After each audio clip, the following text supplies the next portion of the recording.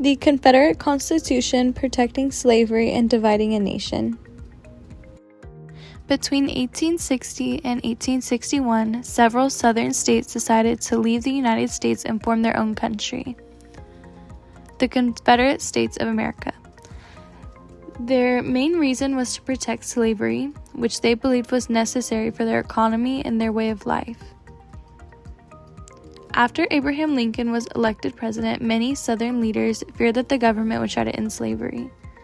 So they met in Montgomery, Alabama to set up their own government. They wrote a new constitution that was a lot like the U.S. one, but it clearly protected slavery and gave more power to each state. Jefferson Davis was chosen as their president.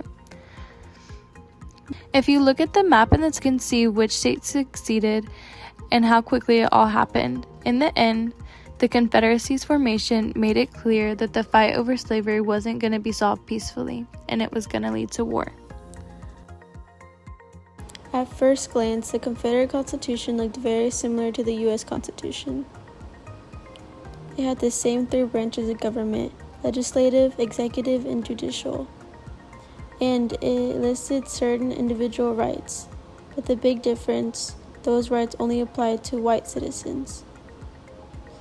Unlike the U.S. Constitution, their Confederate Constitution did not try to hide what it was mostly focused on.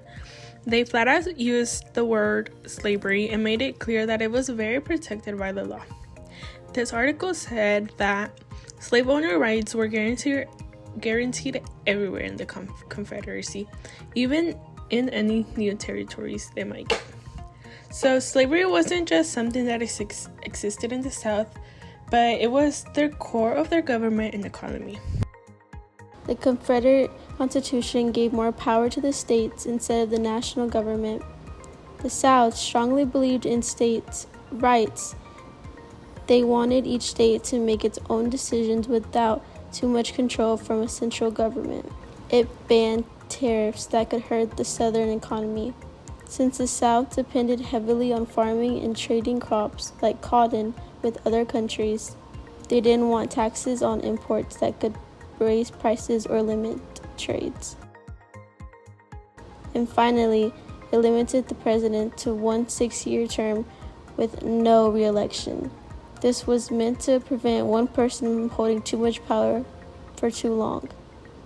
Overall, the Confederate Constitution may have looked like the U.S. Constitution on the surface, but its goals were very different. It was designed to protect slavery, support states' rights, and keep the national government weak. These choices reflected the values and priorities of the Southern Confederates. Whenever we talk about the Confederate Constitution, it's basically their confession in writing. It shows that the slavery wasn't a side issue, but the reason why the Confederacy existed. Constitution played a major role in shaping the Civil War, which lasted from 1861 to 1865. It was created to protect slavery, and that belief pushed the nation into a devastating conflict that cost hundreds of thousands of lives. After the Confederacy was defeated, the United States passed the 13th Amendment, which meant that slavery was officially abolished in 1965. This marked a turning point into American history, a direct response to everything the Confederate government had fought to defend.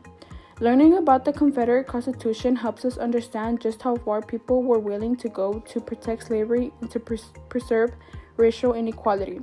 It shows that racism was not only a social belief, but something written directly into law. By studying this history, we recognize the long struggle for justice and see how the past continues to shape our present. It reminds us that equality and freedom must be protected and that each generation has a responsibility to stand against injustice.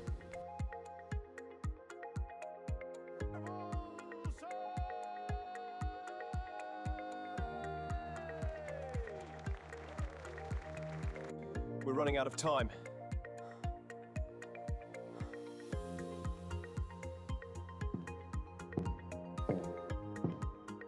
Gentlemen, we must stand together.